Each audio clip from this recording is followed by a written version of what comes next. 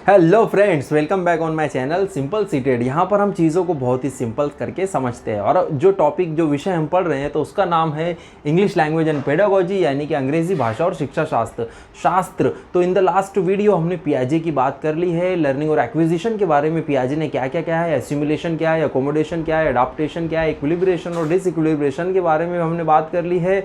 और इसी तरह से हमने ये भी समझ लिया है कि वो कब अकोमोडेट करता है, एडाप्टेशन करता है और एसिमुलेशन करता है। इसी तरह से पियाजे कंस्ट्रक्टिविस्ट साइकोलॉजिस्ट। जो इतना फास्ट मैं इसलिए बोल रहा हूँ ताकि हमें आज का टॉपिक जो है हमें वो कवर करना है। ये सब तो हमने लास्ट वीडियो में समझ लिया है, आप चाहे तो पियाजे वाले उस वीडियो को देख सकते हो। तो आज हम समझेंगे वाइगोत्स्की और चोम्स्की, इन दो लोगों को समझ लेंगे और पेवलोव को हम नेक्स्ट वीडियो में करने की कोशिश करेंगे। अगर टाइम बचता है तो आज ही पेवलोव को भी कवर कर लेंगे। तो सबसे पहले हम शुरू करते हैं वाइगोत्स्की से।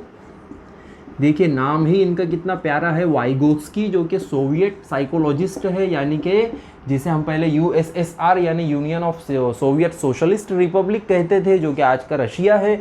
तो ये वहाँ बिलोंग करते हैं। वाइगोत्स्की है, इन्होंने सबसे ज़्यादा इंपॉर्टेंस अगर किसी चीज़ पर दिया है, सबसे ज़्यादा इम्पॉर्टेंट किसी चीज़ को अगर समझा है लर्निंग की अगर हम बात करें तो उसमें, और भाषाई विकास में यानी लैंग्वेज डेवलपमेंट में अगर किसी चीज़ को इन्होंने सबसे ज़्यादा इम्पॉर्टेंट कहा है तो वो है सोसाइटी।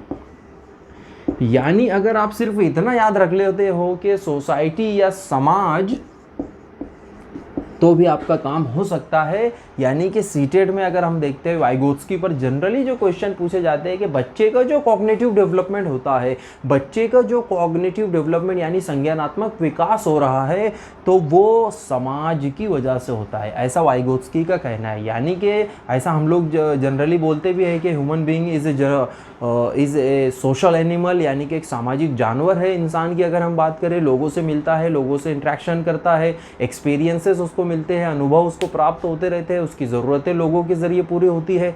इस तरह से लैंग्वेज का भी डेवलपमेंट एक बच्चे का समाज में रह करके बेहतर ढंग से होता है। वाइगोत्स्की ने ये बात कही है, राइट। तो अगर आपको सिर्फ इतना भी याद रहता है कि कम्युनिटी को इन्होंने इंपॉर्टेंस दिया है, सोसाइटी को इन्होंने इंपॉर्टेंस दिया है, और बच्चा जो बाहर का जो माहौल या इन्वायरमेंट उसको मिल रहा है, बाहर का जो परिवेश उसको मिल रहा है, वहीं पर यानी कि समाज में उसका कॉग्निटिव डेवलपमेंट भी होता है, यानी कि संज्ञानात्मक विकास भी वहीं पर होता है। ये एक चीज़ हुई। इसके बाद में उन्होंने बात की है जेडपीडी और स्कैफोल्डिंग की। तो मैं यहाँ पर स्कैफोल्डिंग भी आपको लिख करके बता देता हूँ। अगर ये दो चीज़ें भी आप कर लेते हो या समझ लेते हो तो वाइगोत्स्की वाला जो पार्ट है वो कवर हो जाता है। अब स्कैफोल्डिंग क्या है? स्कैफोल्डिंग को अगर हम हिंदी में देखें तो हिंदी में इसका अर्थ होता है मचान।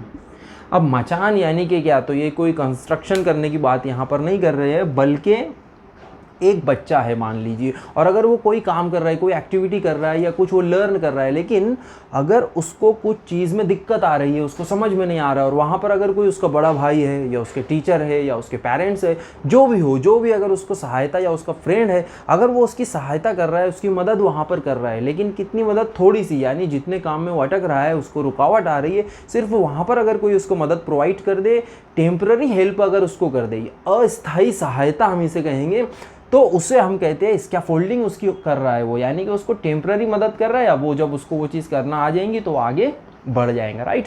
तो ये होती है स्कैफोल्डिंग। जैसे कोई बाइसिकल चलाना सीख रहा है बच्चा, अगर उसको कहीं पर थोड़ा सा दिक्कत आ रही है बैलेंस में, तो पीछे से किसी ने उसको पकड़ लिया सहायता करने के लिए, राइट। तो इस तरह से हो गई स्कैफोल्डिंग। अब हम देखते हैं जोन ऑफ प्रॉक्सिमल डेवलपमेंट क्या है, यानी कि जेडपीडी क्या है। तो देखिए, अगर आप देखते हो कि एक बच्चे के अंदर जो कैपेबिलिटीज़ है, तो उन्हें हम 3 भागों में विभाजित कर सकते हैं इस तरह से। सबसे पहली चीज़ वो है, नंबर 1, जो काम उसे जो है करते आते हैं, यानी कि इसमें ऐसे काम आएंगे जो वो बहुत इजीली कर सकता है, जिन कामों पर, जिन एक्टिविटीज़ पर उसे प्रभुत्व है, उसको कमांड है। तो एक चीज़। उसके बाद दूसरी कुछ चीज़ें उसके पास में ऐसी भी होंगी जो उसे थोड़ी बहुत करते आती है, थोड़ी बहुत करते नहीं आती है।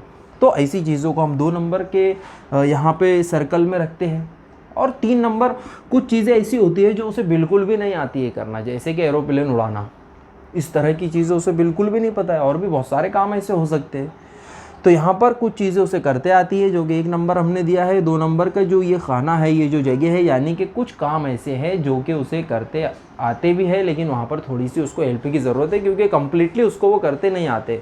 तो इसे ही हम कहते हैं जोन ऑफ प्रॉक्सिमल डेवलपमेंट। यानी अगर यहाँ पर उसको थोड़ी सी स्कैफोल्डिंग मिल जाए, थोड़ी सी उसको टेम्पररी सहायता मिल जाए, तो वो उन कामों को भी बहुत बेहतर ढंग से कर सकता है।